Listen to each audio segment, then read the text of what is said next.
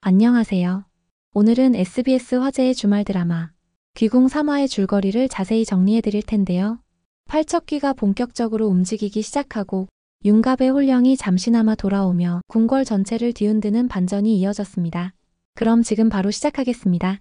어두운 궁궐 안. 여리는 깊은 절을 올리며 간절히 기도하고 있다. 윤갑날이 어디 계신 건가요? 수살귀가 전한 충격적인 이야기. 팔척귀가 윤갑을 삼켰다는 말을 듣고 난 뒤였다. 무녀로서 그리고 한 사람으로서 그녀는 그 말을 믿고 싶지 않았다. 윤갑나리는 정말 완전히 사라졌을까? 그의 혼은 이제 돌이킬 수 없는 곳으로 가버린 걸까? 그 기도가 닿았던 걸까?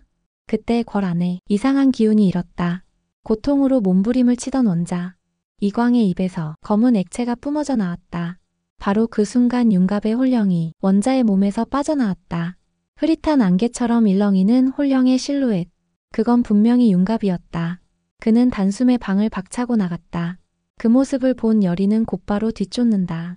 그렇게 여리는 윤갑의 혼령을 쫓아 궁궐에서도 사람들의 발길이 잘 닿지 않는 깊고 어두운 폐허까지 왔다. 태어나 처음 맡아보는 짙고 지독한 원한의 기운을 느낀다. 그리고 여리는 거대한 그림자를 마주하게 된다. 그 덩치는 사람의 것이 아니었고 팔척귀였다. 마치 여리에게 자신의 존재를 과시하듯 팔척귀는 윤갑의 혼령을 다시 붙잡아 어둠 속으로 사라져버린다. 여리는 그를 막으려 뛰어들지만 그 순간 강철이가 나타나 여리를 막아서며 말한다. 그 혼은 내 기도로 잠시 빠져나온 것일 뿐이다. 지금 따라붙으면 너도 팔척귀에게 잡아먹힌다. 윤갑의 혼은 여리의 기도로 잠시 빠져나온 것일 뿐 아직 빼낼 수 있는 때가 아니라는 것. 그 말에 여리는 분노한다. 그녀는 강철을 향해 따져 묻는다. 나를 멀리 떼어놓은 이유가 그거야? 네가 궐에 팔척귀가 있다는 걸 알면서도 날 속였던 거냐고. 강철은 차갑지만 담담하게 대답한다. 윤갑 역시 팔척귀의 존재를 알고 있었고 여리가 외다리기를 물리친 걸 본 뒤 팔척귀를 쫓는 수단으로 그녀를 궁에 들였다는 사실. 즉, 여리는 처음부터 필요한 도구였다는 것이다. 믿고 있던 사람에게조차 이용당했다는 사실에 여리의 내면은 무너진다. 하지만 그녀는 눈물을 닦고 다시 일어난다.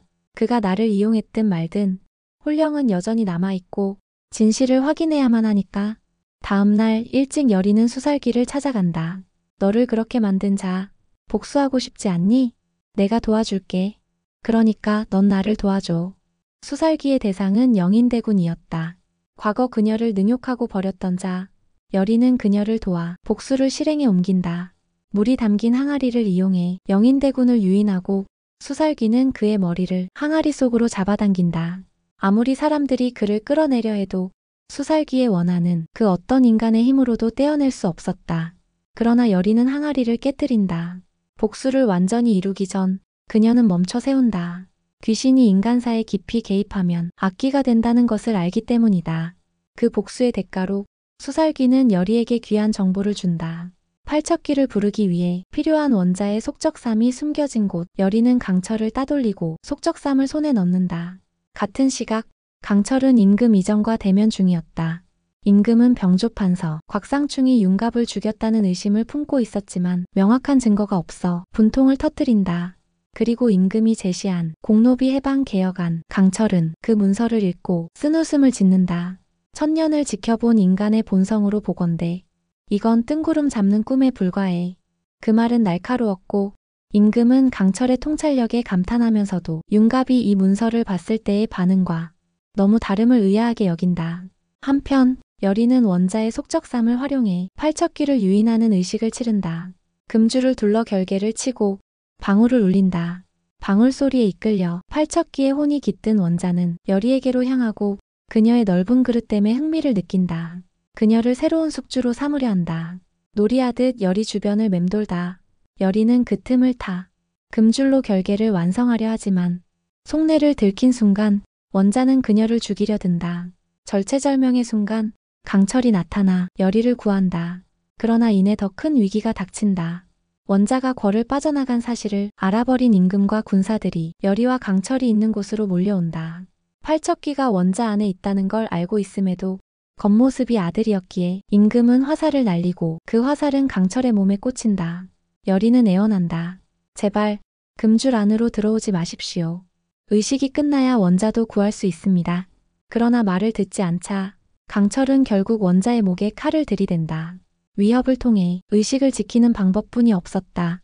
그 틈을 타 여리는 의식을 마무리하고 팔척귀를 원자의 몸에서 끄집어내는 데 성공한다.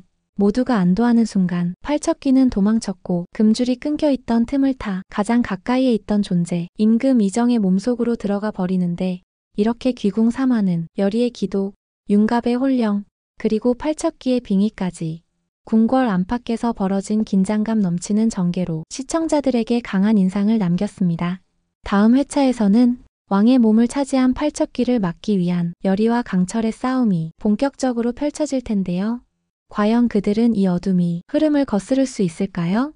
오늘 영상이 흥미로우셨다면 구독과 좋아요, 알림 설정도 잊지 마세요. 앞으로도 귀궁의 스토리와 뇌피셜 전개, 정리 영상까지 꾸준히 업데이트 해드릴게요. 그럼 다음 영상에서 뵙겠습니다. 감사합니다.